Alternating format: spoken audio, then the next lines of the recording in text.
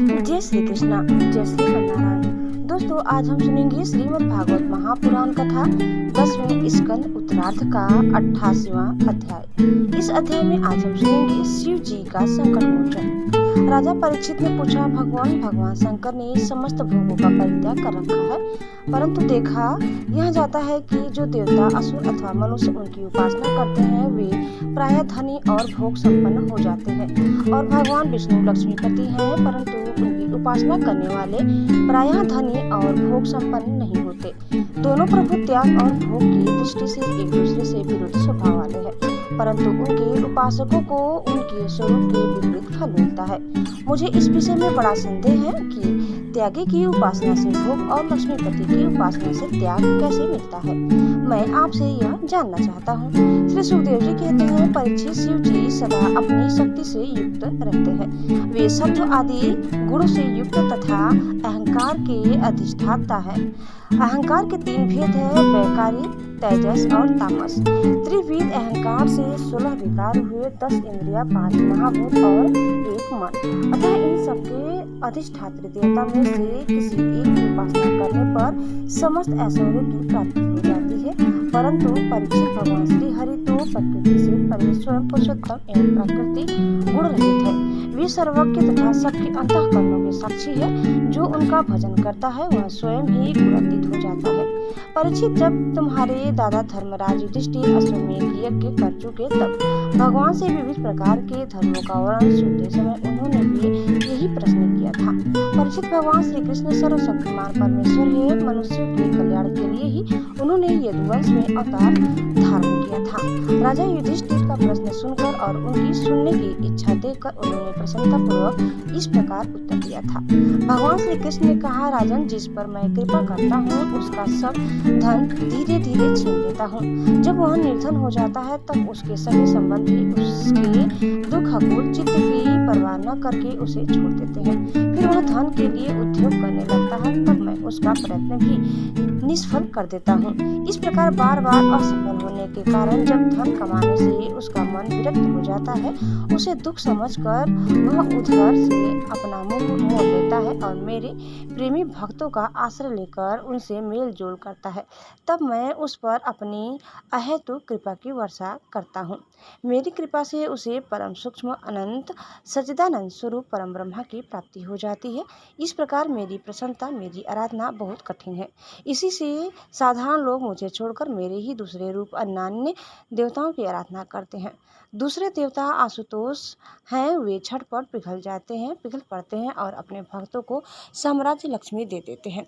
उसे पावन वे उच्छृंखल, प्रमादी और उन्मत्त हो उठते हैं और अपने वरदाता देवताओं को भी भूल जाते हैं तथा उनका तिरस्कार कर बैठते हैं।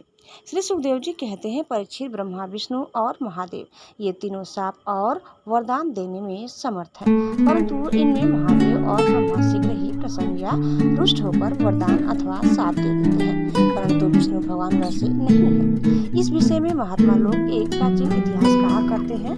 भगवान शंकर एक बार वृकासुर को वर देकर संकट में पड़ गए थे।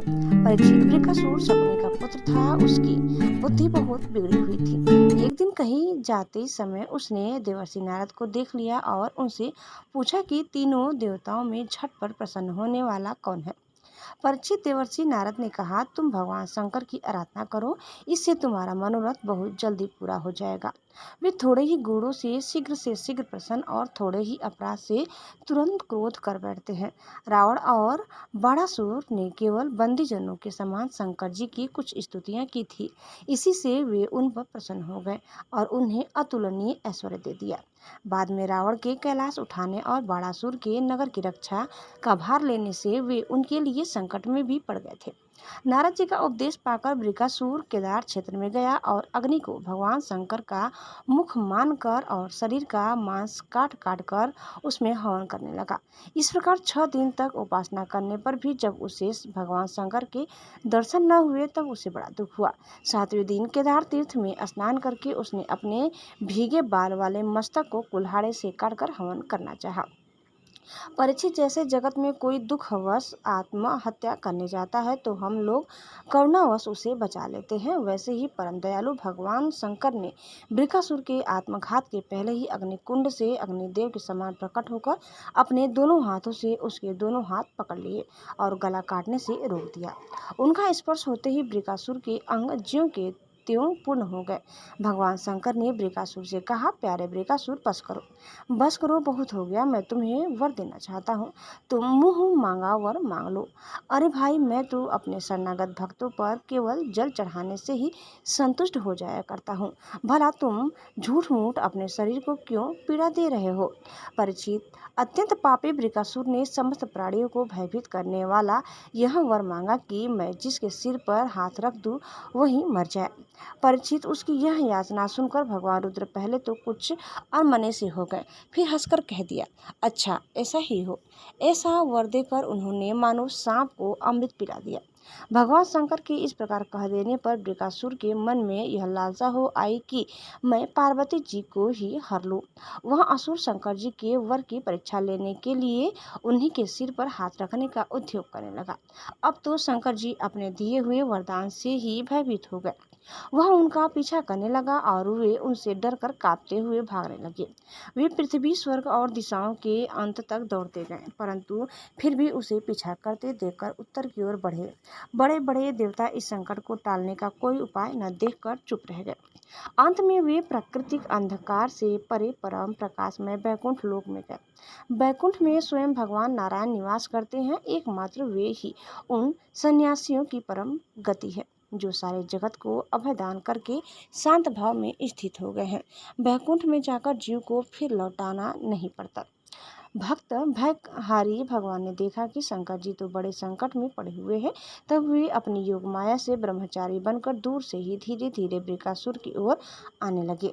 भगवान ने मूंज की मेखला, काला मृग चर्म, दंड और रुद्राक्ष की माला धारण कर रखी थी। उनके एक एक अंग से ऐसी ज्योति निकल रही थी मानो आग धधक रही हो। वे हाथ में कुश लिए हुए थे। वृकासुर को देखकर उन्होंने बड़ी नम्रता से झुककर प्रणाम किया। ब्रह्मचारी वेशधारी भगवान ने कहा, शकुनी नंदन वृकासुर जी, आप स्पष्ट ही बहुत थके से जान पड़ते हैं। आज आप बहुत दूर से आ रहे हैं क्या? तनिक विश्राम तो कर लीजिए। देखिए, यह शरीर ही सारे सुखों की जड़ है। इसी से सारी कामनाएं पूरी होती है। इसे अधिक कष्ट न देना चाहिए। आप तो सब प्रकार से समर्थ हैं। इस समय आप क्या करना चाहते हैं? यदि मेरी सुनने योग्य कोई बात हो तो बतलाइए, क्योंकि संसार में देखा जाता है कि लोग सहायकों के द्वारा बहुत से काम बना लिया करते हैं। श्री सुखदेव जी कहते हैं, परीक्षित, भगवान के एक एक शब्द से अमृत बरस रहा था। उनके इस प्रकार पूछने पर पहले तो उसने तनिक ठहर कर अपनी थकावट दूर की, बाद में उसके बाद क्रमशः अपनी तपस्या, वरदान प्राप्ति तथा भगवान शंकर के पीछे दौड़ने की बात शुरू से कह सुनाई। श्री भगवान ने कहा, अच्छा ऐसी बात है, तब तो भाई हम उसकी बात पर विश्वास नहीं करते। आप नहीं जानते हैं क्या, वह तो दक्ष प्रजापति के शाप से पिशाच भाव को प्राप्त हो गया है। आजकल वही प्रेतों और पिशाचों का सम्राट है। दानवराज, आप इतने बड़े होकर ऐसी छोटी छोटी बातों पर विश्वास कर लेते हैं। आप यदि अब भी उसे जगत गुरु मानते हो और उसकी बात पर विश्वास करते हो तो झटपट अपने सिर पर हाथ रखकर परीक्षा कर लीजिए। दानव शिरोमणि, यदि किसी प्रकार शंकर की बात असत्य निकले तो उस असत्यवादी को मार डालिए, जिससे फिर कभी झूठ न बोल सके। परीक्षित, भगवान ने ऐसी मोहित करने वाली अद्भुत और मीठी बात कही कि उसकी विवेक बुद्धि जाती रही। उस दुर्बुद्धि ने भूलकर अपने ही सिर पर हाथ रख लिया। बस उसी क्षण उसका सिर फट गया और वह वहीं धरती पर गिर पड़ा, मानो उस पर बिजली गिर पड़ी हो। उस समय आकाश में देवता लोग जय जय, नमो नमः, साधु साधु के नारे लगाने लगे। पापी वृकासुर की मृत्यु से देवता, ऋषि, पितर और गंधर्व अत्यंत प्रसन्न होकर पुष्पों की वर्षा करने लगे और भगवान शंकर उस विकट संकट से मुक्त हो गए। अब भगवान पुरुषोत्तम ने भय मुक्त शंकर जी से कहा कि देवाधिदेव, बड़े हर्ष की बात है कि इस दुष्ट को इसके पापों ने ही नष्ट कर दिया। परमेश्वर, भला ऐसा कौन प्राणी है जो महापुरुषों का अपराध करके कुशल से रह सके? फिर स्वयं जगत गुरु विश्वेश्वर आपका अपराध करके तो कोई सकुशल रह ही कैसे सकता है? भगवान अनंत शक्तियों की समुद्र है। उनकी एक एक शक्ति मन और वाणी की सीमा से परे है। संकट से छुड़ाने की यह लीला जो कोई कहता या सुनाता है, वह संसार के बंधनों और शत्रुओं के भय से मुक्त हो जाता है। तो दोस्तों, इस प्रकार कथा हम यहीं समाप्त करते हैं। उम्मीद करते हैं कि आपको हमारी आज की कथा जरूर पसंद आई होगी।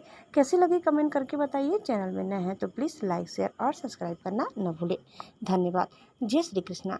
एक बार प्रेम से बोलिए श्री बांके बिहारी लाल की जय।